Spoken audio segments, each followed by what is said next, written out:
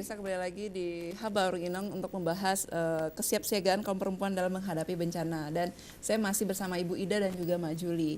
Nah, saya ke Mak Juli dulu deh. Kita udah sharing banyak ini ya Mak Juli ya. Apa yang bisa Mak Juli berikan informasi ataupun pendekatan kepada teman-teman tetangga segala macam seperti apa? Ini kan Mak Juli ditonton banyak orang nih, termasuk sama tetangga sendiri. Mak Juli muncul di TV. Nah, informasi seperti apa yang bisa Mak Juli disampaikan kepada tetangga? Karena kita tahu bahwasanya pihak BMKG juga terbatas ya Ibu ya, ruang lingkupnya terbatas. Sebagai sosok Mak Juli yang super, seperti apa nih? Kalau saya sih lebih kecenderung ke ibu-ibu ya. Nah, jadi andai kata ada terjadi gempa, tolonglah kepada ibu-ibu, tolong jangan mementingkan keluarganya sendiri. Gitu. Lihatlah siapa yang panik itu tolong dibantu. Jangan panik yang pastinya. Jangan panik, jangan yang sudah panik itu biarlah dia panik. Jangan kita ikutan panik gitu. Karena banyak yang ditinggalkan saat kepanikan itu, kadang anaknya sendiri pun dia tinggalkan. Jadi saya pinginlah kalau misalnya ini kan bukan tugas BPMKG aja ya. Banyak tugas terkait seperti ahli kesehatan, psikolog atau apa, karena sudah setelah 13 tahun terjadi tsunami, trauma itu belum hilang sampai sekarang. Masih ketakutan itu luar biasa. Nanti saat pergi itu rumah tidak dikunci, kompornya sedang masak tidak dimatikan, tiba-tiba pulang gempa sudah selesai, rumahnya nggak ada lagi. Oh gitu. Seperti itu. Tak tolonglah kepada ibu-ibu yang memahami tentang gempa itu seperti apa, yang sudah tahu apa yang mau kita perbuat. Tolong sambil duduk sore itu dibicarakan. Gitu. Saat pengajian itu diselipkanlah sedikit rasa tenggang rasa kita kepada orang lain. Bagus sekali. Terima kasih Mak Juli. Nah, Ibu Ida, kita berbicara konteksnya bencana alam ya, gempa misal ya. Untuk kita tahu bahwasanya tidak semua gempa ini menimbulkan efek tsunami. Bisakah Anda menjelaskan sedikit tipe-tipe gempa apa saja yang menyebabkan tsunami? Mungkin cirinya ya, Bu, ya? Ciri-cirinya gempa yang menimbulkan tsunami itu ada beberapa ya. Jadi mungkin pertama pusatnya dulu di laut. Mungkin pusatnya di laut, jadi patahannya itu secara vertikal seperti itu. Jadi itu mengakibatkan permukaan dasar laut itu terjadi turun atau naik satu sisi, sehingga dia muncul gelombang di permukaan laut, itu yang menimbulkan tsunami. Dan kekuatannya itu 7 lebih dari 7 skala Richter. Jadi untuk itu kepada masyarakat, nah yang tahu informasi ini kan kita mungkin BMKG yang mengeluarkan seperti itu. Jadi setiap ada gempa ya mungkin kepada masyarakat cari tahu dulu ini kekuatannya berapa, pusatnya di mana, seperti itu. Itu akan sangat membantu untuk langkah-langkah selanjutnya seperti itu. Mungkin pas prediksi rilis dari BMKG itu pusatnya di laut misalnya. Itu siaga itu udah ada di keluarga seperti itu kan. Dengan kekuatan itu kita merasakan guncangan yang luar biasa. Nah, kita harus siap dulu itu. Ini kita evakuasi apa enggak seperti itu. Jadi kita punya SOP keluarga tadi kan, dengan diiringi dengan ilmu pengetahuan gitu, dengan info yang benar seperti itu. Jadi kita punya SOP, tapi kita punya juga rambu-rambunya seperti itu. Jadi kita mantau terus ini informasi BMKG seperti apa gitu kan. Nah, jadi jika itu memang berpotensi tsunami, itu BMKG mengeluarkan peringatan dini seperti itu. Jadi itu baru kita bergerak. Jadi yang memerintahkan evakuasi ini dari pihak BMKG atau bagaimana nih? Gini, untuk informasi untuk perintah evakuasi itu memang datanya dari BMKG. Tapi itu akan kita teruskan ke stakeholder kita. Mungkin pelakunya seperti mungkin dalam hal ini dari misalnya polisi, misalnya ke Polri, dan kita udah punya jaringan untuk informasi gempa bumi itu udah ada. listnya seperti itu. Kita kan juga punya DVB informasi seperti ini, mungkin di TV Aceh ini juga ada punya BMKG, satu unit DVB BMKG untuk meneruskan informasi gempa bumi. Nah, dari situ kan diterima tuh di SMS ke perangkat yang mempunyai kewenangan untuk memberi keputusan. Nah, sehingga itu setelah informasi BMKG ada, itu mereka stakeholder ini yang akan meneruskan kepada masyarakat. Itu berantai, karena tentu kalau BMKG langsung ke masyarakat kan agak susah gitu. Jadi kita SOP-nya itu untuk memakai melalui stakeholder yang ada. Ini Mak Bu, itu durasi itu apa mempengaruhi? Durasi apa? Durasi atau kekuatan? Kekuatan. Pertama durasinya, durasi, Ibu. Lama gempa. Iya. Itu enggak. Jadi kita mungkin yang penting informasi ibu-ibu nih, mungkin masyarakat harus tahu kekuatan gempanya berapa gitu. Karena kalau durasi itu lama kita terasa itu tergantung kedalamannya. Kalau gempa darat coba Bapak Ibu perhatikan, mungkin masyarakat nih, kalau gempa darat itu justru frekuensinya cepat. Gerak selesai gitu kan. Tapi kalau gempa itu agak jauh, dalam dia mengayun. Jadi ngayun lama gitu kan. Iya, seperti itu. Jadi mungkin kalau dari dari gimana kita rasakan tuh mungkin itu tidak cukup membantu untuk memberi keputusan ini gempanya. Memang bagusnya di kekuatannya seperti itu. Nah, jadi ibu-ibu juga zaman sekarang sudah harus bisa menjadi ibu kekinian ya, ataupun ibu zaman now, di mana juga mereka sudah melek internet. Jadi sosmed juga digunakan untuk hal-hal yang positif seperti mencari informasi berapa kekuatannya, berapa lama durasinya, ataupun pusatnya di mana dan apa saja langkah-langkah selanjutnya untuk apakah ada perintah dari evakuasi ataupun harus kemana, seperti itu ya mungkin ya Bu ya. Nah, jadi untuk Anda juga ibu-ibu yang dimanapun Anda berada yang sedang menonton Habaruninang Story kali ini adalah edukasi ataupun informasi yang sangat penting, di mana kita juga tidak mengetahui kapan bencana alam itu terjadi kepada kita, dan kita juga selalu berharap bencana alam mudah-mudahan tidak lagi terjadi di tanah Aceh tercinta ini.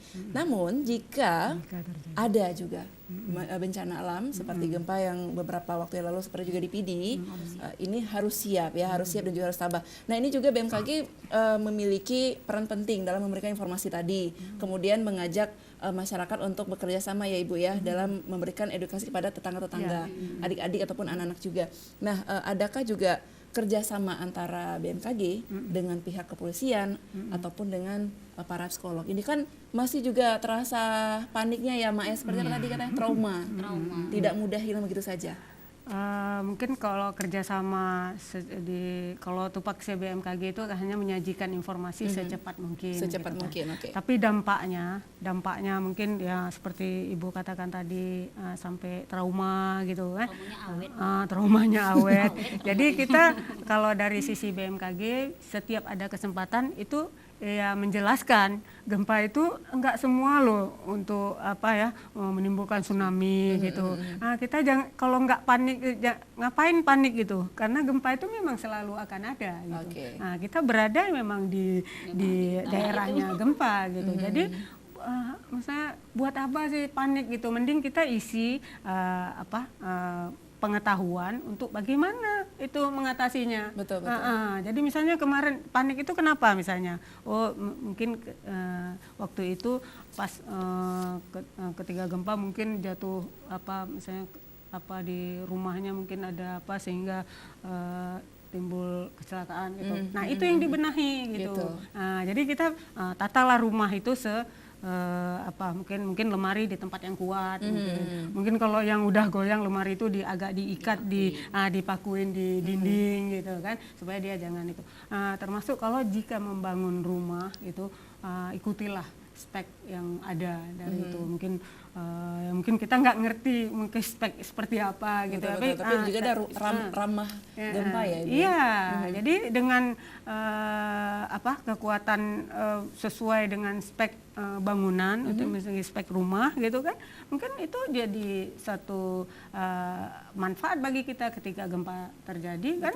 Misalnya mungkin rumah si A ini karena dia menyesuaikan speknya nggak masalah gitu, tapi rumah si B ya bisa dindingnya lepas seperti itu. Nah, jadi mungkin dari hal-hal seperti itu ya kita isi pengetahuan kita, mungkin terutama ibu-ibu ini kan ya jika membangun rumah diajak untuk mengajak supaya kasih masukan rumahnya harus seperti apa, tahan gempa tuh seperti apa gitu. Kalau peran pemerintahnya Ibu terhadap semuanya dalam konteks masyarakat iya, kemudian dari BMKG iya, bantuan seperti apa ataupun perannya? Kita kan namanya untuk menangani suatu bencana itu mungkin walaupun itu gempa bumi mungkin harus kerjasama mungkin di berbagai stakeholder gitu. Mungkin dari sisi BMKG ya punya tupoksinya sendiri, dari sisi kesehatan mungkin dia punya pra bencana mungkin apa yang didahulukan seperti apa, dari sisi pendidikan juga ya, seperti Ibu katakan tadi sekarang kan udah mulai juga pendidikan kebencanaan itu udah mulai sejak SD, bahkan sekarang kita sudah punya fakultas S2 kebencanaan ya, seperti itu artinya pemerintah itu memang peduli seperti itu. Jadi dari sisi mana gitu. Tapi kalau dari sisi kita BMKG kita akan mengusahakan mungkin peralatan pendeteksi gempa kita pelihara dengan baik seperti itu, sehingga kita akan mengusahakan kualitas data itu lebih baik seperti itu. Itu juga membantu masyarakat untuk infonya akurat seperti itu, seperti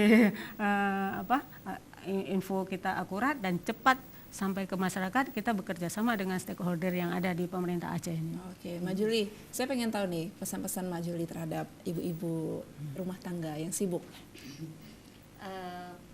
Pesan saya, jangan takut dengan suara sirine. Itu cuman setahun sekali ya? Sebulan sekali. Sebulan sekali, oke. Sirine itu kan banyak, dari BMKG ada, dari ambulan ada. Kadang ada yang meninggal lewat ambulan, apa itu kayak seperti itu. Panik jadi, ya. Karena udah kalau bunyi sirine katanya itu tanda akan terjadi tsunami. Jadi mereka tidak tahu itu sirine apa, yang penting berbunyi sirine. Jadi ayolah kita memintarkan diri sendiri. Iya. Dengan kita memintakan diri sendiri, mana tahu kita bisa berbagi kepada orang, kepada teman-teman atau ibu-ibu yang lain yang memang tidak memahami sosial media seperti sekarang. Kan masih banyak perempuan-perempuan yang tidak menggunakan sosial media. Jadi mereka tidak dapat informasi, berbagi lah. Tapi dengan sekarang sudah banyak sosmed ya Ibu ya? Sudah banyak. Oke, luar biasa sekali. Nah, mudah-mudahan juga para ibu-ibu yang ada di rumah sibuk di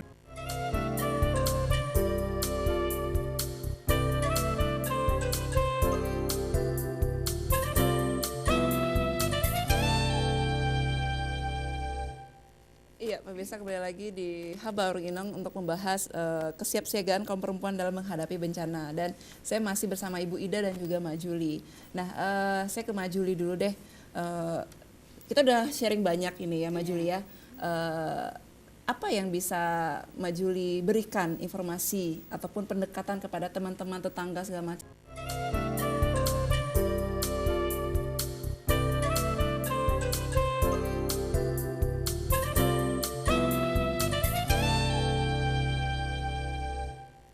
Iya, pemirsa, kembali lagi di Habar Inang untuk membahas kesiapsiagaan kaum perempuan dalam menghadapi bencana. Dan saya masih bersama Ibu Ida dan juga Mbak Juli. Nah, saya ke Mbak Juli dulu deh. Kita udah sharing banyak ini ya Mbak Juli ya. Apa yang bisa Mbak Juli berikan informasi ataupun pendekatan kepada teman-teman tetangga segala macam seperti apa? Ini kan Mbak Juli ditonton banyak orang nih, termasuk sama tetangga sendiri. Mbak Juli muncul di TV. Nah, informasi seperti apa yang bisa Mbak Juli disampaikan kepada tetangga? Karena kita tahu bahwasanya pihak BMKG juga terbatas ya Ibu ya, ruang lingkupnya terbatas. Sebagai sosok Mbak Juli yang super, seperti apa nih? Kalau saya sih lebih kecenderung ke ibu-ibu ya. Jadi andai kata ada terjadi gempa, tolonglah kepada ibu-ibu, tolong jangan mementingkan keluarganya sendiri. Gitu. Lihatlah siapa yang panik itu tolong dibantu. Jangan panik yang pastinya. Jangan panik, jangan yang sudah panik tuh biarlah dia panik, jangan kita ikut-ikutan panik gitu. Karena banyak yang ditinggalkan saat kepanikan itu, kadang anaknya sendiri pun dia tinggalkan. Jadi saya pingin lah kalau misalnya ini kan bukan tugas BPMKG aja ya, banyak tugas terkait seperti ahli kesehatan, psikolog atau apa, karena sudah setelah 13 tahun terjadi tsunami, trauma itu belum hilang sampai sekarang. Masih ketakutan itu luar biasa.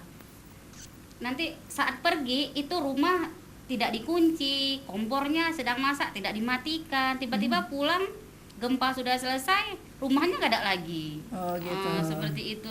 Tak tolonglah kepada ibu-ibu yang memahami tentang